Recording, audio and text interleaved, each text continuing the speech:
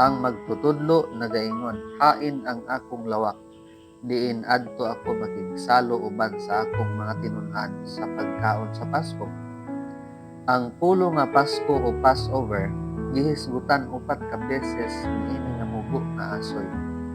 Mahanduraw ba ninyo ang mga hunahuna ni Jesus samtang sila nag-andam alang sa pagkaon nga usa ka hadlumanan sa kaluwasan ug kabugsanan nga gipasiugdahan balik sa Exodo 12, 21 ngadto sa 27 nga nagsimbolo sa iyang kaugalingong kamatayon.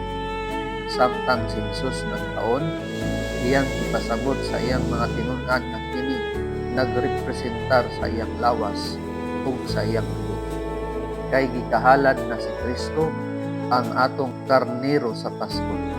Iya kitang giluwas karon mosalig pa kita kaniya sa pagtagana sa atong gikinahanglan samtang kita naglakaw padulong sa yutang saan.